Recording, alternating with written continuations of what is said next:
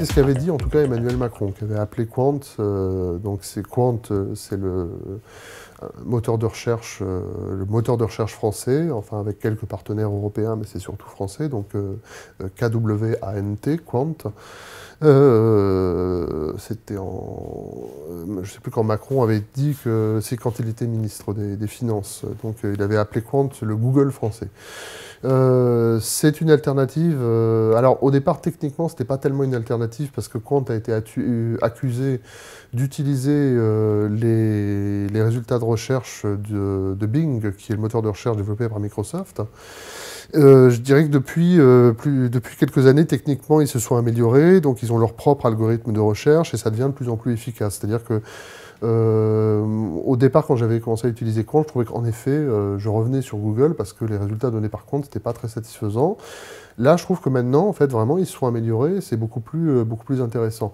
Alors maintenant, il y a en économie la théorie des vases communicants, en fait, quoi. C'est-à-dire que je connais les chiffres pour DuckDuckGo, qui est une autre alternative. C'est le moteur de recherche anonyme, DuckDuckGo, comme Qwant. Les deux garantissent à l'utilisateur qu'il n'y a pas de collecte de données, contrairement à ce que fait Google.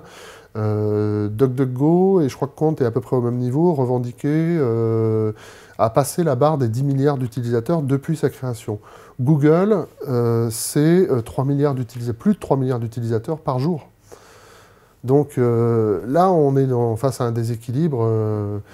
Qwant aura beau être extrêmement efficace, tant que voilà, il n'y aura pas, à un moment, les vases communicants ne vont pas jouer en faveur de Qwant, l'alternative patriotique, elle va rester très mince, quoi.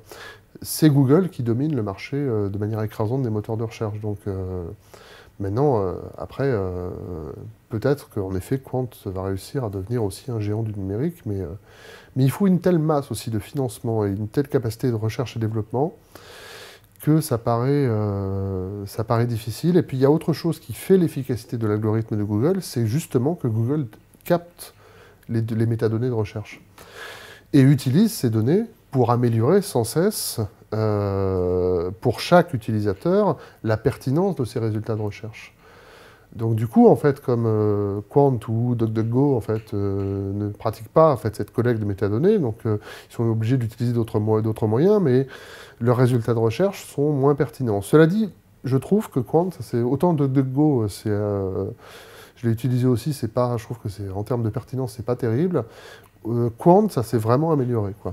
Et puis ils ont un truc original, c'est leur présentation de page de recherche avec, ils présentent sur une même page les recherches, les résultats de recherche généraux, les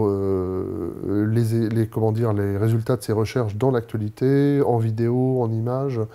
C'est assez bien fait, mais bon, c'est un peu, pour l'instant, c'est David contre Goliath, et David n'a pas de lance-pierre, quoi.